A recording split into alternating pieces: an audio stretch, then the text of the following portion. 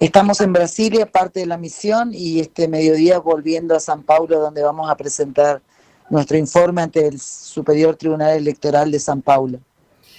¿Qué viste ayer, Cecilia? Bueno, la verdad que fue todo un proceso hace 3 semanas. Muy brevemente te cuento que hace 3 semanas tuvimos una avanzada aquí en San Paulo para poder tomar contacto con distintos actores, dada la complejidad y la magnitud de la elección brasilera. Lógicamente que un dato que se mantenía era el tema de las encuestas, que hoy aparece como un factor relevante para la investigación y también para el análisis, así también como la cuestión que era de alguna manera de la participación de los medios de comunicación y la cuestión de la divulgación de estas encuestas. Me parece que es un dato revelador porque es una cuestión sí, que ha tenido muchísima influencia.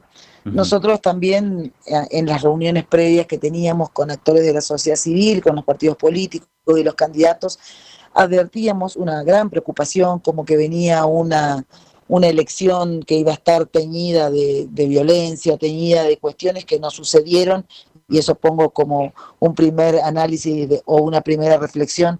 Fue una jornada pacífica en un país donde votaron 156 millones de personas, o estaban habilitadas aproximadamente, pero fue también récord el porcentaje de votantes. A ver, Cecilia, perdón, me quedo en esos datos porque estamos haciendo foco en los resultados y por ahí perdemos de vista estas características que son trascendentales. ¿Cuántas personas estaban habilitadas para votar? 156 millones de brasileros. Sí. Y un dato que me pareció también muy importante destacar, que el voto es obligatorio a partir de los 18 años como en Argentina y optativo para los jóvenes de entre 16 y 17. Y se inscribieron en el Tribunal Superior para votar 9.100.000 jóvenes de esa edad.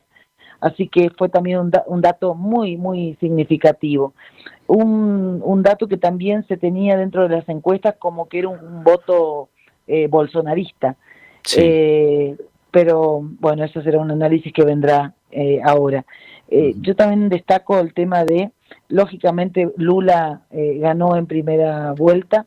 Hay un segundo turno en Brasil el 30 de octubre, pero también Bolsonaro ha sido un gran ganador en los congresos, ha quedado con 8 senadores más de los que ya tenía, ha quedado con 90 escaños en la Cámara de Diputados, lo que le genera una capacidad de consensos y de acuerdos muy significativa para lo que es la política de los congresales brasileros.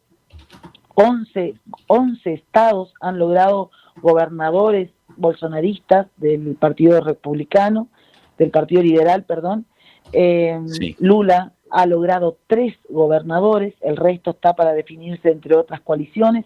Por lo tanto, esas cuestiones van a ser definitivas. Sin dudas que hoy toda la mirada está puesta en la segunda vuelta, Sí. y en estas alianzas. Simón Tebet, sabés que se posiciona como tercera y como la candidata que va a ser, mejor dicho, clave en estos nuevos días, en estos días. Nosotros estuvimos reunidos con ella y todo indica que su mirada va a estar puesta. Ella es una gran crítica de las cuestiones y de las medidas políticas en materia de salud que ha tomado Bolsonaro. De hecho, ha sido una de sus acusadoras en el CPI, esa comisión que se conformó aquí en Brasil, así que todo podría indicar que ella sería una aliada de Lula, lo que uno no puede afirmar con certeza. En este momento seguramente se están construyendo las principales alianzas para lo que va a ser la segunda vuelta, ¿no? ¿Cómo ves ese escenario de balotaje? Lo veo difícil. Nosotros, cuando nos reunimos con el equipo de campaña del candidato a gobernador por San Paulo, que también fue la gran sorpresa, todo indicaba que ganaba Haddad en una primera vuelta sin problemas, y hoy están yendo al balotaje. También el estado más importante, sin duda, porque es un estado que, además de ser electoralmente significativo, es también el que más impacta en toda la política económica y en toda la política financiera de Brasil. Así que lo veo también, me parece que hay que tomar mucha cautela a la hora de dar opiniones de cómo va a ser. Sí. Va a depender de la construcción también de las nuevas estrategias que elaboren ambos candidatos. Seguramente van a haber cambios en sus equipos de campaña. Y bueno, la economía, vos marcabas hoy, la economía va a ser un factor también determinante. Si bien hay números macros que habilitan y que me parece que ayudaron al electorado a darle esos números a Bolsonaro, también hay números terribles de millones de brasileños sumergidos en la indigencia, en la indignidad, como dicen aquí, y también el salario mínimo por abajo de los números, también con números muy terribles. La economía macro sí, sin dudas, el tema de que por tercer mes consecutivo van a estar sin inflación, en un proceso de deflación en la región, pone a Brasil también en un estándar que lógicamente capitaliza a Bolsonaro. Ahora, Cecilia, vos tenés experiencia en procesos electorales en la provincia de Misiones, en la República Argentina, y cada país tiene su sistema electoral con sus particularidades, ¿no? Pero tratando de hacer, si se quiere, un paralelismo con lo que pasa en la República Argentina, a mí me llamaron la atención dos cosas, que al menos las pesquisas, como dicen los brasileños, las encuestas no tomaron. Primero, la municipalización de las elecciones. Acordate que vos tenés prefecturas muy fuertes, como por ejemplo Porto Alegre, Cascabel, se me ocurre algunas, sí. Río de Janeiro. Bueno, cuando bueno, ahí pesaron mucho los prefectos, los intendentes, los gobernadores. Ejemplo, nuestros vecinos acá del estado de Paraná, Lula ganó 80-20. Impresionante. Eso por un lado. Y por el otro, en el tema de las encuestas, acordate que Lula venía, a ver, si tu jingle de campaña te hacen, vamos a llevarlo al plano nuestro, sí. Cecilia. Sí. A Toto, Tito, Cecilia, Ariel Sayas, no hacen el jingle. Caetano Veloso, Daniela Mercury, Gal Costa. No es un jingle de campaña, es un disco de grandes éxitos. Entonces, sí. había la cultura, el mainstream brasileño a favor de Lula. Y ahí aparece el voto vergüenza. ¿Crees que hubo mucho voto vergüenza a favor de Bolsonaro? Es decir, gente que no decía que iba a votar, porque la verdad, uno prendía la tele y ve el Domingão do Faustão a favor de Lula y yo me imagino que a uno le agarra un poco de vergüenza. Entonces ve a los mejores artistas brasileños haciendo campaña. El spot, nosotros acá pasamos el spot de Lula, la verdad es que una creatividad, unos genios. Tremenda. Es muy bueno. Ahora, con toda la cultura, los medios y demás a favor de Lula, ¿hubo un voto vergüenza? Absolutamente. Ayer, por ejemplo, tuvimos la posibilidad de almorzar con Daniel Scioli. Había un 30% de indecisos, Ariel, partiendo de ahí. Había un 30% que podemos decir que era ese voto que no quería decir a quién iba a votar y que terminó definiéndose claramente en los resultados electorales. Vos hablabas de municipios, 5.517 municipios en Brasil, y nosotros refiriéndonos lo que significan las presidenciales en Argentina, que tienen una atracción tan potente que muchas veces lleva al triunfo a gobernadores, a intendentes. Bueno, ese fenómeno aquí no se dio en lo que se preveía o en lo que se pretendía. Por otro lado, vos haces referencia a ese apoyo popular de cantantes, de artistas, de la música popular brasilera, de actores. Sí. Xuxa, por ejemplo, era algo que aquí se manifestaba con mucho asombro, porque es la primera vez en su carrera artística que se expresa respecto a favor de un candidato. Sin embargo, las asociaciones con las que estuvimos de jóvenes nos manifestaban que en Brasil hay cientos de jóvenes que están volcados a la música santaneña, por ejemplo, sí, que son grupos nuevos, populares, y que están haciendo vanguardia y un camino novedoso en Brasil, que estaban con Bolsonaro.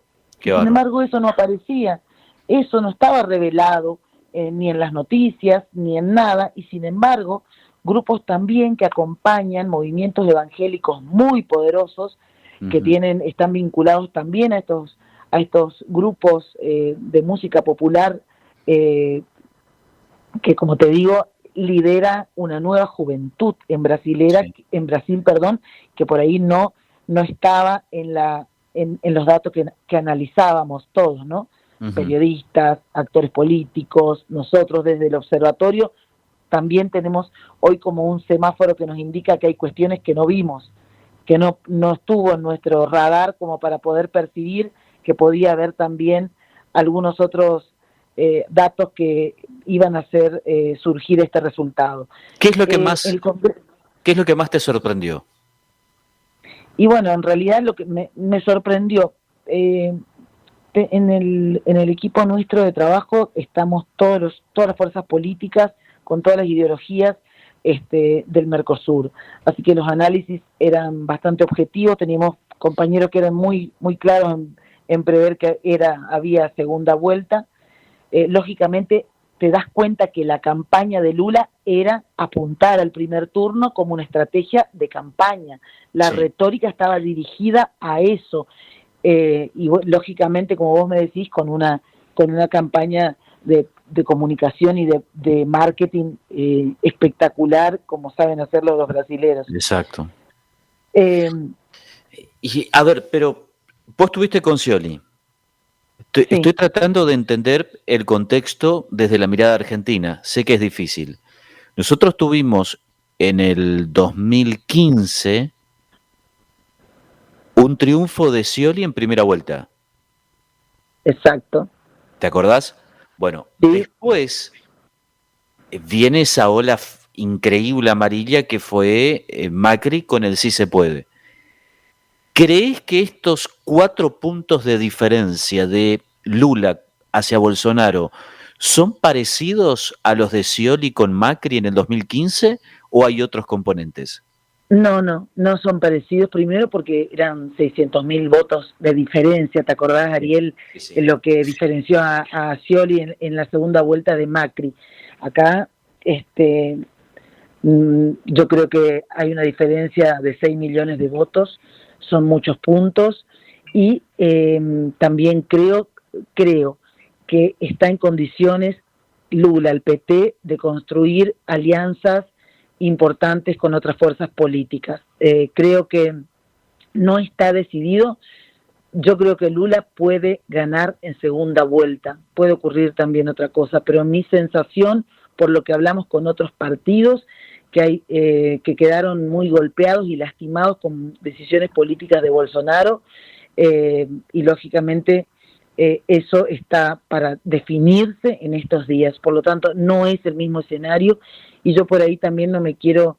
¿Te acordás que también una parte del discurso con más fuerza que tenía Bolsonaro fue desde hace 2 años plantear ya el sistema electoral como deslegitimando el sistema electoral brasilero, cosa que hoy no tiene nada para decir? Creo que esa retórica ha caído.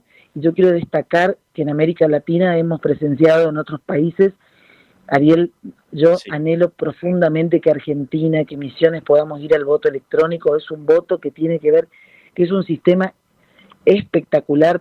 Ayer se tuvo demora sobre eso, por favor, Cecilia, porque estamos perdiendo de vista un tema que es re importante. Brasil tiene voto electrónico. Tiene un sistema de voto electrónico, va a cumplir 26 años de haber tomado ese camino y que ha ido, por supuesto, mejorando, perfeccionando la tecnología, la era tecnológica permite eso. Yo ayer tuve la posibilidad de entrar a la sala cofre, que así denominan en el Tribunal Electoral, es la primera vez que entran observadores internacionales, precisamente por esta desconfianza que generó Bolsonaro en el sistema. Y tuvimos que salir asombrados, además de percibir en la escuela, de estar desde el minuto cero, cómo están todas las urnas en cero, pero implementar un voto electrónico en un país tan gigante, en una mega elección, yo me imagino que es una gran decisión política, pero ayuda a la transparencia, a la celeridad. No hay forma cuando el sistema está preparado de la forma como están los brasileños, los colombianos, hasta los paraguayos, a pesar de que no es el mismo sistema electrónico, son mecanismos diferentes, pero me parece que como una cuestión fundamental de las democracias es perfeccionar los sistemas electorales, y ojalá que se tome la decisión de volcarnos al voto electrónico, porque yo creo que los comunicadores nuestros de Misiones deberían participar en la segunda vuelta para ver, porque es un mecanismo fantástico. Nosotros ya tuvimos las pruebas también hace 3 semanas, y todos los observadores aquí... Yo levanto la mano. Sí, por Cecilia, favor, yo voy, pero sacame la ciudadanía brasileña para votarlo a Lula. Bueno, haceme el CPF brasileño, ¿sirve para votar o no? No, ya es tarde. Hay que inscribirse aquí, ¿sabes qué? Acá otra diferencia. Acá no es como nosotros que nos empadrona la justicia electoral. Aquí los ciudadanos deben empadronarse y tener una cédula cívica para votar. Hay muchas diferencias para hablar en otro tiempo. Yo sé que el día de hoy, el día D es el resultado electoral. Ganó Lula, vamos a segunda vuelta, pero te quiero destacar algo. Lastimosamente queda un Congreso muy, muy masculino, blanco, por la poca participación de negros, pardos e indígenas, y eso también es una cuestión, y muy conservador. 3 características que van a marcar el Congreso de los próximos años, y que si ganara Lula también va a ser muy complejo la gobernanza. Eso no es una cosa que lo está inventando, lo sabemos todos, así que me parece que quedan. Y eso, y no reitero, ¿no? Esta elección también va a tener un impacto en todos los países de América, y también es un llamado a las izquierdas y a los progresismos, me parece, a construir un vínculo diferente con los electorados, que evidentemente está demandando algunas cuestiones que no se están sabiendo leer. Cecilia, la última, 30 segundos, y no te quito más tiempo porque sé que es una mañana con muchísimo trabajo. ¿Ha dejado de ser outsider la ultraderecha o la derecha más conservadora en América Latina? Digo, con lo de Bolsonaro evidentemente llegó para quedarse. Y uno empieza a mirar lo que pasa en la Argentina, por ejemplo, con el fenómeno Milei, da la sensación que hay una relación nueva entre la derecha y los jóvenes. Sin dudas, y ahí me parece entonces que es fundamental el replanteo de la política, para ver cuál es la desconexión que ha ocurrido entre los políticos, los partidos políticos, los espacios, que no estamos sabiendo entender qué pretenden los jóvenes de esta nueva era, porque no podemos hacer política ni leer la política con los ojos del romanticismo y del pasado, porque hay un mundo lógicamente que donde viven, y nosotros en Misiones con una población de juventud increíble, tenemos que ser capaces de construir mensajes, pero también no solo mensajes sino políticas para un electorado que es mucho más demandante, y que además está demandando tal vez políticas que en América todavía no estamos sabiendo construirlas o leerlas. Cecilia, gracias por estos minutos, un fuerte abrazo. Muy amable. Un abrazo grande. Gracias a vos.